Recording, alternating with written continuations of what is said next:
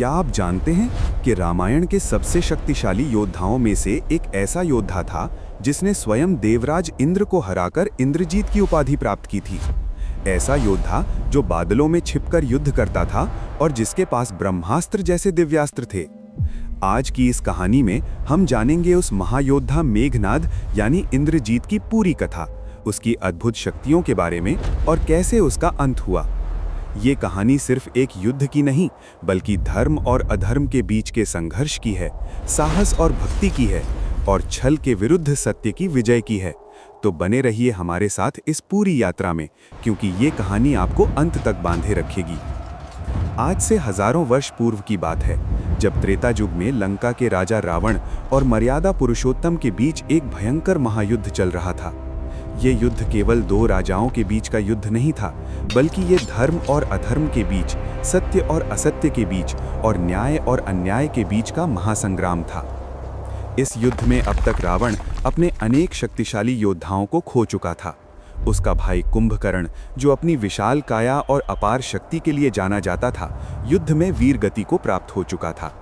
रावण की सेना के अनेक महारथी और दिग्गज योद्धा इस युद्ध की आग में अपनी आहुति दे चुके थे। लंका का गर्व धीरे धीरे चूर्ण होता जा रहा था और रावण का अहंकार भी डगमगाने लगा था। इतने बड़े नुकसान के बाद रावण अत्यंत क्रोधित था और उसने निर्णय लिया कि अब वो स्वयं रणभूमि में उतरेगा। रावण ने अपनी विशाल सेना को तैयार किया और युद्ध के लिए निकलने की तैयारी करने लगा। लेकिन ठीक उसी समय जब रावण रणभूमि में जाने के लिए तत्पर था, उसके सामने उसका सबसे प्रिय, सबसे शक्तिशाली और ज्येष्ठ पुत्र मेघनाद आकर खड़ा हो गया। मेघनाद को इंद्रजीत के नाम से भी जाना जाता था, क्योंकि उसने एक बार युद्ध में देवराज इंद्र को परास्त किया था, जो कि एक असाधारण उपलब्धि थी। मेघनाद ने अपने पिता रावण से विनम्रता पूर्वक निवेदन किया कि जब तक वो जीवित हैं, उनके पिता को युद्ध भूमि में जाने की कोई आवश्यकता नहीं है। मेघनाद ने कहा कि वो स्वयं जाकर बानर सेना का विनाश कर देगा और विजय प्राप्त करके लौटेगा। मेघनाद की इस आत्मविश्वास से भरी बातों को सुनकर, उसकी क्षमता को जानते हुए और समय की मांग को देखते हुए रावण ने अपने प्रिय पुत्र को युद्ध में जाने की अनुमति दे दी। अब यहाँ ये जानना बेहद जरूरी है कि मेघनाद कोई साधारण योद्धा नहीं था। वो परम शक्तिशाली और चतुर योद्धा होने के साथ साथ युद्ध कला में भी बेहद निपुण था।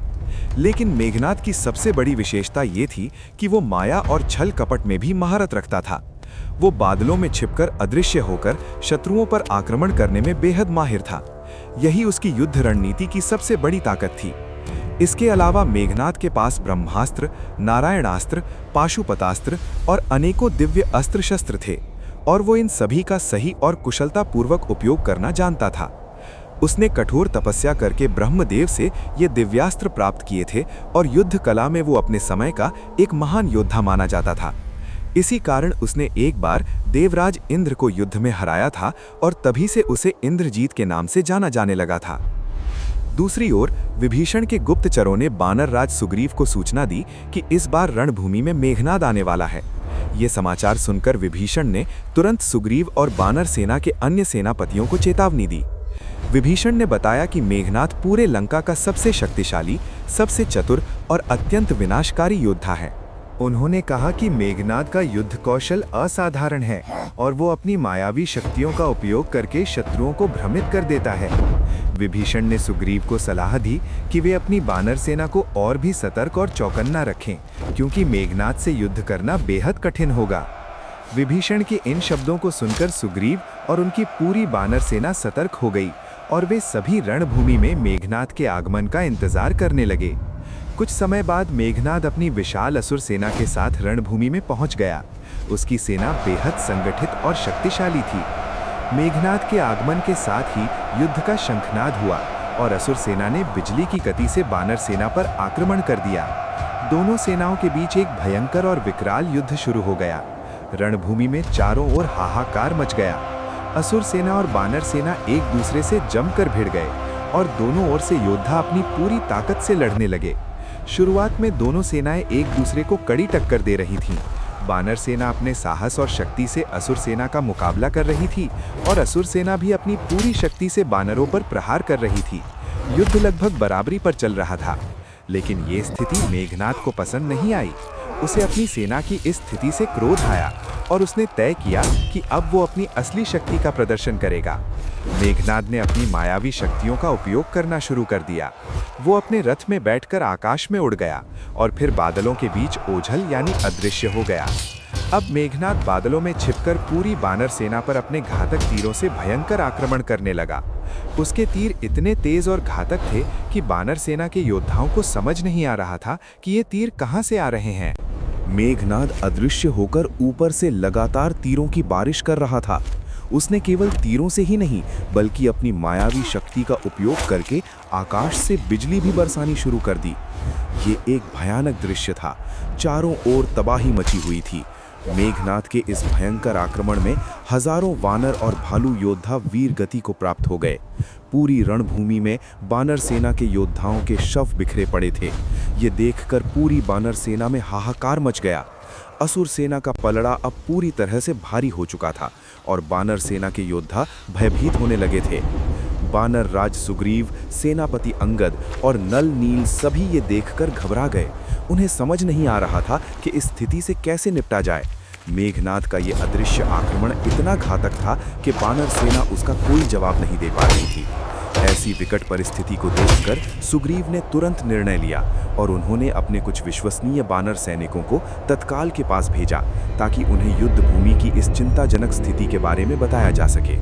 जब ये समाचार के पास पहुंचा और उन्हें पता चला कि युद्ध भूमि में बानर सेना का भारी नुकसान हो रहा है और हजारों योद्धा मारे जा चुके हैं, तो उनकी आंखों से आंसू छलक पड़े। अपने भक्तों को इस तरह पीड़ा में देखकर उनका हृदय व्यथित हो उठा। लेकिन वहीं दूसरी ओर जब ये समाचार सुना तो उनकी आंखों में क्रोध के अंगारे भड़क उठे। वे तुरंत अपने बड़े भाई के सामने नतमस्तक हुए और उन्होंने युद्ध भूमि में जाने की अनुमति मांगी। दरअसल रावण के विरुद्ध शुरू हुए इस युद्ध को कई महीने बीत चुके थे, लेकिन अब तक राम ने लक्ष्मण को युद्ध भूमि में जाने की अनुमति नहीं दी थी। इसके पीछे एक विशेष कारण था जो अत्यंत महत्वपूर्ण था। दरअसल युद्ध शुरू होने से पहले ही विभीषण ने राम को मेघनाद की मृत्यु का एक बड़ा रहस्य बताया था। ये रहस्य इतना महत्वपूर्ण था कि इसी पर पूरे युद्ध का परिणाम निर्भर था। विभीषण ने बताया था कि जब मेघनाद ने ब्रह्मदेव की कठोर तपस्या पूर्ण की थी तब उसने ब्रह्मदेव से अमरता का वरदान मांगा था। मेघनाद चाहता था कि वो कभी मरे नहीं, लेकिन ब्रह्मदेव ने उसे समझाया कि अमरता का वरदान प्रकृति के नियमों के विरुद्ध है और ऐसा वरदान देना संभव नहीं है। हर जीव को एक दिन मृत्यु को प्राप्त होना ही है, ये प्रकृति का शाश्वत नियम है। लेकिन ब्रह्मदेव मेघनाद की कठोर तपस्या से प्रसन्न थे, इसलिए उन्होंने मेघनाद को एक अलग प्रकार का वरदान दिया। ये वरदान बेहद जटिल और कठिन शर्तों के साथ था। ब्रह्मदेव ने कहा कि मेघनाद की मृत्यु केवल उसी जीव के हाथों संभव होगी जो लगातार 14 वर्षों तक सोया नहीं हो। यानी यदि कोई ऐसा प्राणी है जिसने लगातार 14 साल तक निद्रा का त्याग किया हो, केवल वही मेघनाद को मार सकता है। ये शर्त इतनी कठिन थी कि लगभग असंभव लगती थी, क्योंकि कौन प्राणी 14 साल तक बिना सोए रह सकता है। लेकिन इस पूरी सृष्टि में एक ऐसे जीव थे जो इस शर्त को पूरा करते थे, और वे थे लक्ष्मण। जब लक्ष्मण अपने बड़े भाई के साथ 14 वर्ष के वनवास पर गए थे, तब उन्होंने निद्रा की देवी निद्रा देवी से प्रार्थना की थी कि वे उन्हें 14 वर्षों तक निद्रा से मुक्त रखें, ताकि वे अपने भाई और भाभी की सेवा और रक्षा कर सकें। निद्रा देवी ने उनकी ये प्रार्थना स्वीकार कर ली थी और तब से लेकर लगातार 14 वर्षों तक लक्ष्मण एक पल के लिए भी नहीं सोए थे। वे दिन रात जागते रहते थे और अपने भाई भाभी की सेवा और रक्षा करते थे। इस प्रकार पूरे ब्रह्मांड में एकमात्र ऐसे जीव थे जो ब्रह्मदेव के वरदान की शर्त को पूरा करते थे और जो मेघनाद को मार सकते थे। इस रहस्य को विभीषण जानते थे और इसीलिए उन्होंने अब तक लक्ष्मण को युद्ध भूमि में नहीं भेजा था। वे सही समय का इंतजार कर रहे थे और अब जब मेघनाद स्वयं युद्ध भूमि में आ गया था और बानर सेना पर कहर बरपा रहा था, तब विभीषण ने समझ लिया कि ये सही समय आ गया है। इसीलिए पहली बार विभीषण ने लक्ष्मण को युद्ध भूमि में जाने की अनुमति दे दी। लक्ष्मण को ये अनुमति मिलते ही वे तुरंत अपने धनुष बाण लेकर युद्ध भूमि की ओर चल पड़े। उनकी आंखों में दृढ़ संकल्प था और वे मेघनाद का वध करने के लिए पूरी तरह तैयार थे। युद्ध भूमि में उस समय मेघनाद बादलों में छिपा हुआ बानर सेना पर अपनी बिजली जैसी शक्ति से लगातार प्रहार कर रहा था। बानर सेना के योद्धा असहाय थे और उनका मनोबल टूट चुका था। ठीक उसी समय अचानक वहां लक्ष्मण प्रकट हुए। उनका तेजस्वी रूप देखकर पूरी वानर सेना में नई ऊर्जा का संचार हो गया। लक्ष्मण ने ऊपर बादलों में छिपे मेघनाद को ललकारा और उसे युद्ध के लिए चुनौती दी। लक्ष्मण ने जोर से आवाज लगाई और कहा कि यदि मेघनाद में सच्चा साहस है तो वो बादलों से बाहर आकर सामने से युद्ध करे। लक्ष्मण की ये ललकार सुनकर मेघनाद बादलों से बाहर आया और उसने उपहास करते हुए लक्ष्मण से कहा कि वे अकेले उसका सामना नहीं कर सकते। मेघनाद ने व्यंग्यात्मक लहजे में कहा कि लक्ष्मण को राम को भी साथ ले आना चाहिए, तभी शायद उनकी कुछ बराबरी हो सकेगी। मेघनाद का ये अहंकार देखकर लक्ष्मण और क्रोधित हो गए। उन्होंने दृढ़ता से कहा कि मेघनाद को मारने के लिए वे अकेले ही पर्याप्त हैं, राम को आने की कोई आवश्यकता नहीं है। ये कहते हुए लक्ष्मण ने अपने धनुष पर एक शक्तिशाली बाण चढ़ाया और मेघनाद पर अपना पहला प्रहार किया। मेघनाद ने तुरंत अपने बाणों से लक्ष्मण के बाण को बीच में ही नष्ट कर दिया। इसके बाद मेघनाद ने भी पर तीरों की बौछार शुरू कर दी। ने भी अपने बाणों से मेघनाद के सभी तीरों को बीच रास्ते में ही नष्ट कर दिया। इस प्रकार काफी समय तक दोनों महान योद्धाओं के बीच घमासान युद्ध चलता रहा। दोनों ही एक दूसरे पर तरह तरह के अस्त्र शस्त्रों से प्रहार कर रहे थे और दोनों ही एक दूसरे के प्रहारों को काट रहे थे। ये युद्ध अत्यंत रोमांचक और भयानक था। लेकिन कुछ समय बाद मेघनाद पर भारी पड़ने लगे कि युद्ध कला और उनकी शक्ति मेघनाद से बेहतर साबित हो रही थी। ये देखकर मेघनाद समझ गया कि सीधे युद्ध में वो पर को नहीं हरा सकता, इसलिए उसने छल कपट का सहारा लेने का निर्णय किया। मेघनाद ने अचानक अपनी गति बढ़ाई और प्रबल तेज गति से फिर से बादलों में जाकर छिप गया। अब वो बादलों के बीच से पर लगातार तीरों की बारिश करने लगा। लेकिन इस बार भी पर विचलित नहीं हुए। वे निरंतर मेघनाद के हर प्रहार का जवाब देते रहे। उनकी एकाग्रता और युद्ध कौशल अद्भुत था। मेघनाद ये देखकर और चिंतित हो गया। उसे समझ आ गया कि सामान्य तरीकों से पर को हराना असंभव है। तब मेघनाद ने एक और गहरी चाल चली। उसने अपनी माया का उपयोग करके पर का पूरा ध्यान केवल अपने तीरों के प्रहारों पर केंद्रित कर दिया। जबकि पर का ध्यान सामने के तीरों पर था, मेघनाद ने चुपचाप अपनी माया का उपयोग करके पर की पीठ के पीछे से शक्ति नामक एक अत्यंत शक्तिशाली और घातक बाण का प्रहार कर दिया। शक्ति बाण रावण के पास एक विशेष दिव्यास्त्र था जो बेहद घातक था। ये बाण इतनी तेजी से आया कि पर को समय ही नहीं मिला। शक्ति बाण ने पर को इतनी जोर से मारा कि वे मूर्छित होकर जमीन पर गिर पड़े। ये देखकर मेघनाद अत्यंत प्रसन्न हुआ। उसने सोचा कि अब उसकी जीत निश्चित है। मेघनाद बादलों से नीचे उतरा और जोर जोर से ठहाके लगाने लगा। फिर वो अपनी तलवार लेकर मूर्छित पड़े लक्ष्मण पर अंतिम प्रहार करने के लिए उनकी ओर तेजी से बढ़ा।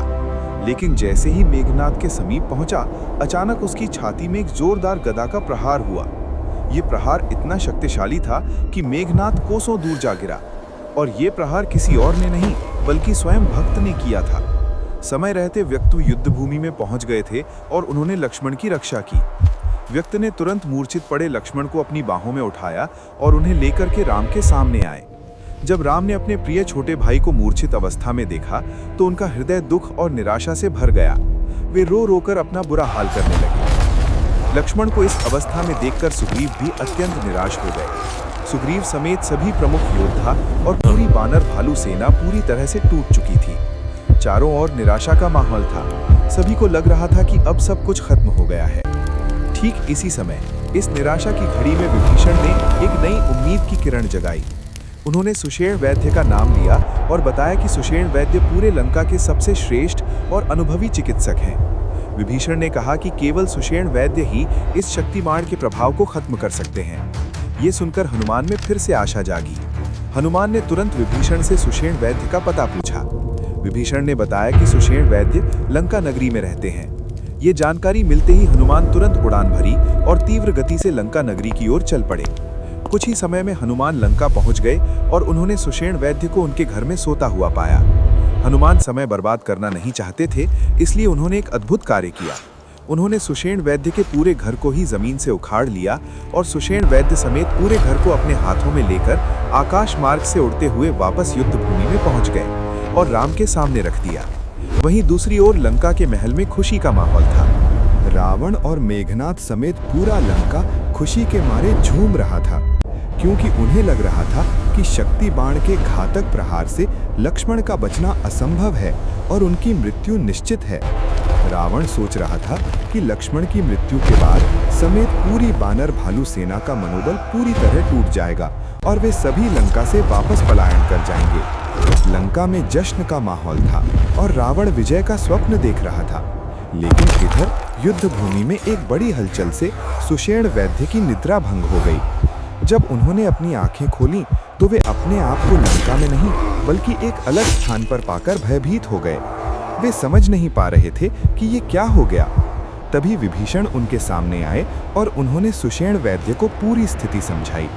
उन्होंने बताया कि लक्ष्मण शक्ति बाण से घायल हैं और उन्हें बचाने के लिए ही उन्हें यहाँ लाया गया है।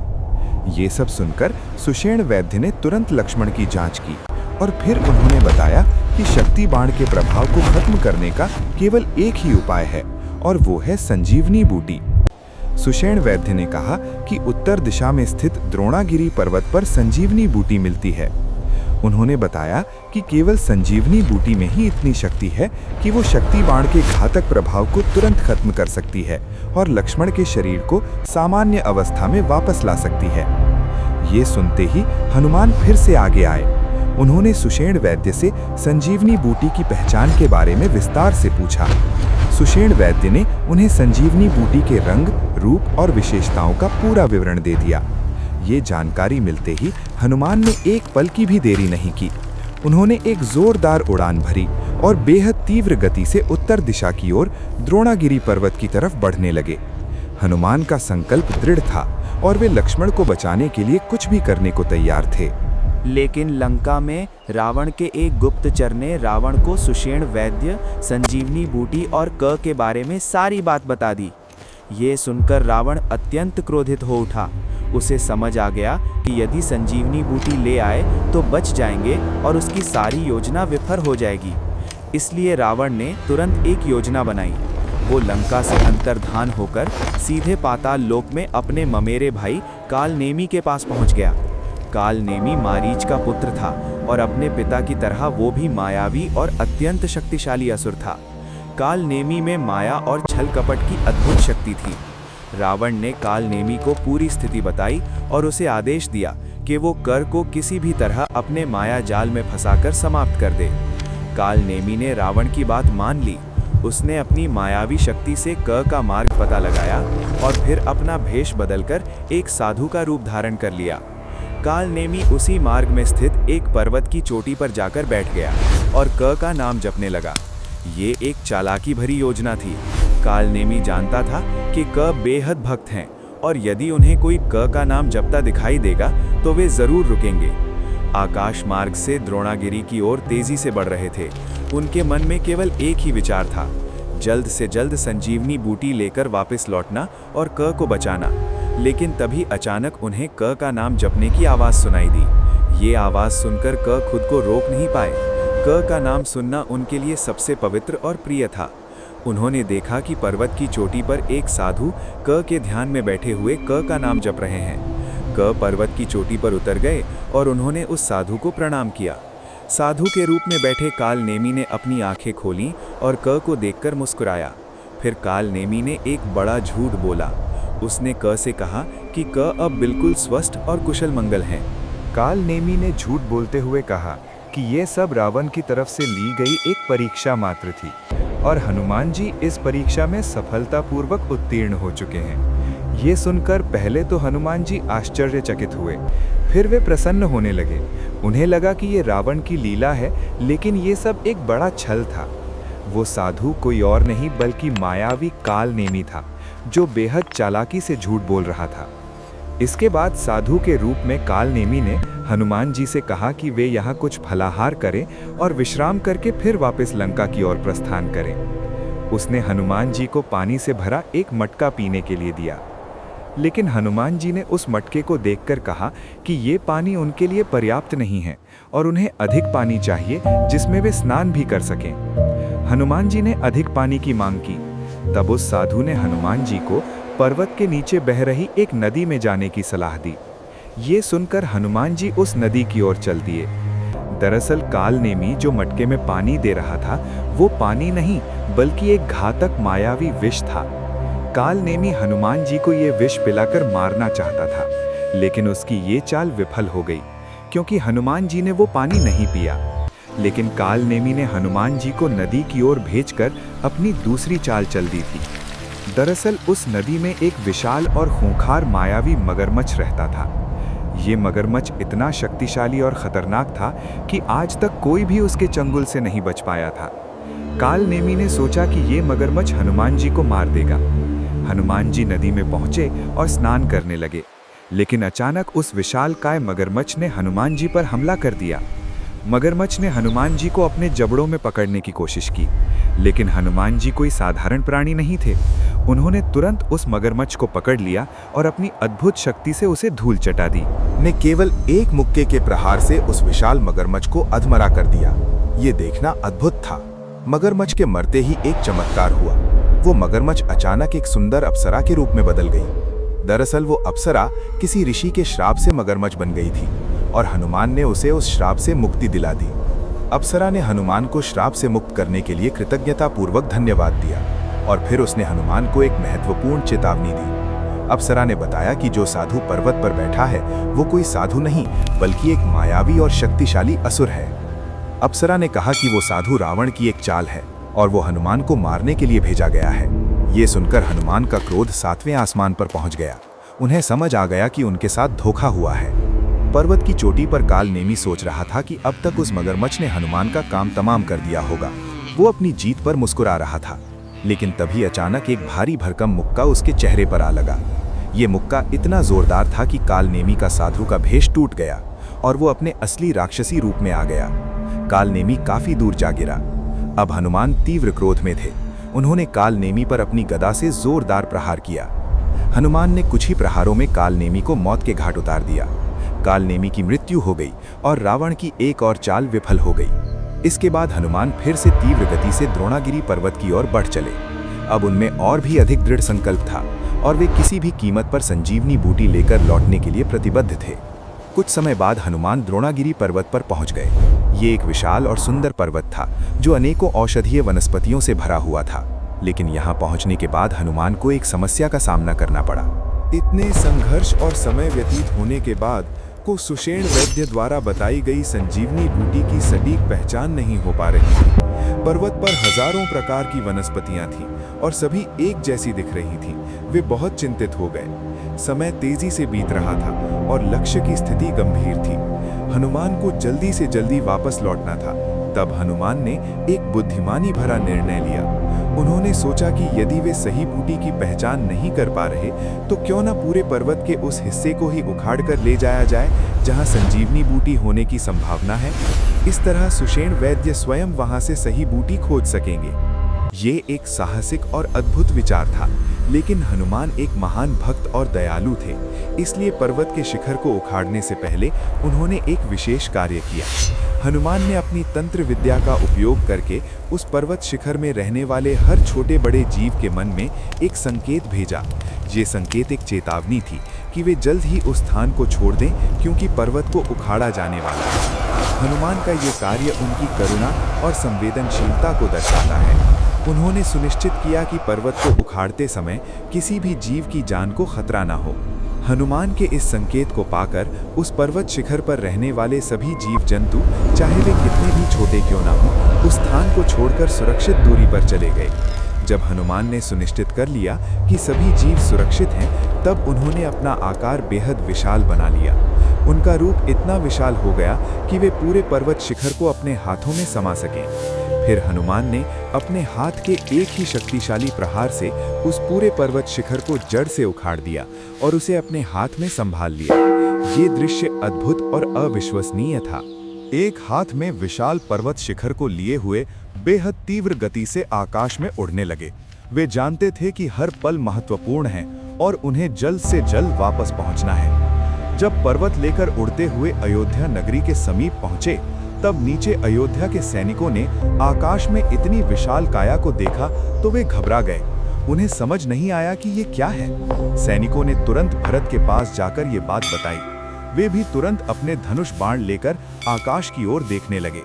जब भरत ने आकाश में उस विशाल काया को देखा तो उन्हें लगा कि निश्चित रूप से कोई असुर अयोध्या नगरी पर आक्रमण करने आ रहा है। अयोध्या की रक्षा करना भरत का परम कर्तव्य था। इसलिए बिना एक पल गवाए भरत ने उस विशाल काया पर तीरों से प्रहार करना शुरू कर दिया। भरत के तीर अत्यंत शक्तिशाली थे, लेकिन अंगद पर इनका कोई विशेष प्रभाव नहीं पड़ा। हालांकि इन तीरों ने अंगद का ध्यान जरूर आकर्षित कर लिया। अंगद ने नीचे देखा और पाया कि कोई उन पर तीरों से प्रहार कर रहा है। तुरंत भरत के नजदीक आए और उन्होंने जोर से जय श्री राम का जय घोष किया। ये सुनकर भरत चौंक गए। उन्होंने अंगद से पूछा कि वे कौन हैं और उन्होंने राम का नाम क्यों लिया। साथ ही अंगद ने ये भी पूछा कि वे इतने विशाल आकार में हाथ में पर्वत लेकर क्यों आ रहे हैं।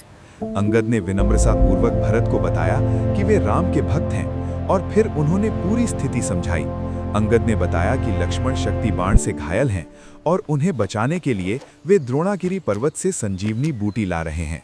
ये सब सुनकर अत्यंत क्रोधित हो उठे।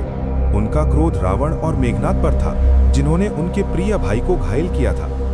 भरत श्री राम से कहने लगे कि वे भी उनके साथ लंका चलेंगे और रावण से युद्ध करेंगे। कि ये बात सुनकर आश्चर्यचकित हुए और उन्होंने भरत का परिचय पूछा। तब भरत ने बताया कि वे स्वर्गीय महाराज दशरथ के पुत्र हैं और श्री राम के छोटे भाई हैं। ये सुनते ही हनुमान अत्यंत भावुक और प्रसन्न हो उठे। उन्हें अपने प्रभु के छोटे भाई से मिलकर बेहद खुशी हुई।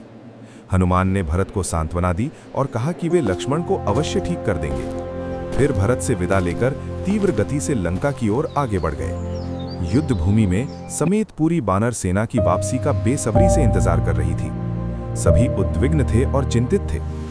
तभी अचानक सभी को आकाश में एक महाविशाल काया नजर आई। ये विशाल हनुमान थे जो पर्वत लेकर आ रहे थे। जब हनुमान समुद्र तट पर पर्वत के साथ उतरे तो सभी हैरान रह गए।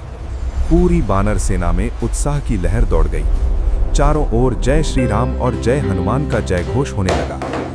सुषेण वैद्य ने तुरंत पर्वत में से संजीवनी बूटी खोज निकाली। उन्होंने संजीवनी बूटी को निचोड़ा और उसका रस लक्ष्मण के घावों पर लगाया। संजीवनी बूटी का प्रभाव तत्काल हुआ। लक्ष्मण के सभी घाव तुरंत भरने लगे और कुछ ही क्षणों में वे पूरी तरह स्वस्थ हो गए। धीरे धीरे लक्ष्मण को होश आने लगा और वे चेतना में वापस आ गए। लेकिन जैसे ही लक्ष्मण को होश आया, वे तुरंत मेघनाद का नाम लेते हुए गरज उठे। उनकी आंखों में क्रोध था और वे तुरंत युद्ध के लिए तैयार हो गए। हनुमान ने उन्हें शांत किया और पूरी स्थिति समझाई। ये देखकर पूरी वानर सेना में बड़े उत्साह से जश्न मनाया गया। सभी प्रसन्न थे कि लक्ष्मण बच गए। इसके बाद हनुमान ने सुषेण वैद्य को उनके घर समेत वापस लंका नगरी में उसी स्थान पर स्थापित कर दिया जहां से वे उन्हें लाए थे। हनुमान ने हर कार्य बड़ी सावधानी और सम्मान के साथ किया। ये खबर जब रावण के गुप्तचरों ने रावण को दी तो रावण तीव्र क्रोध में आ गया। वो मेघनाद के सामने आया और उसने मेघनाद के वार को विफल बताया। मेघनाद को लगा कि वो हार गया है और वो निराश हो गया। लेकिन तभी रावण ने मेघनाद को सांत्वना दी और उसे ब्रह्मदेव द्वारा दिया गया एक विशेष वरदान याद दिलाया। रावण ने बताया कि यदि मेघनाद अपनी कुलदेवी निकुंभला देवी का तांत्रिक यज्ञ पूरा कर लेता है तो उसे एक दिव्य रथ प्राप्त होगा। इस रथ में बैठकर युद्ध करने से मेघनाद को कोई भी नहीं हरा सकेगा। ये सुनकर मेघनाद में फिर से उत्साह आया। उसने तुरंत निकुंभला देवी का तांत्रिक यज्ञ शुरू कर दिया। ये यज्ञ बेहद जटिल और शक्तिशाली था। मेघनाद ने एक गुप्त स्थान पर कड़ी सुरक्षा के बीच ये यज्ञ शुरू किया। लेकिन विभीषण के गुप्तचरों को इस यज्ञ की सूचना मिल गई। विभीषण ने तुरंत को ये बात बताई, को समझाया कि यदि मेघनाद ये यज्ञ पूरा कर लेता है तो वो अजेय हो जाएगा और फिर उसे हराना असंभव हो जाएगा। इसलिए ने तुरंत को आदेश दिया कि वे जाकर मेघनाद के इस यज्ञ को भंग कर दें। को ये जिम्मेदारी सौंपी गई। को विभीषण और कुछ चुनिंदा बानर योद्धाओं के साथ उस गुप्त स्थान की ओर चल पड़े जहां मेघनाद यज्ञ कर रहा था। मेघनाद एक कड़ी सुरक्षा के बीच अपनी कुलदेवी निकुंभला का तांत्रिक यज्ञ कर रहा था। वो पूरी तरह से यज्ञ में लीन था। लेकिन तभी अचानक विभीषण और कुछ बानर योद्धाओं के साथ वहां पहुंच गए। उन्होंने कड़ी सुरक्षा को ध्वस्त करते हुए यज्ञ स्थल में प्रवेश कर लिया।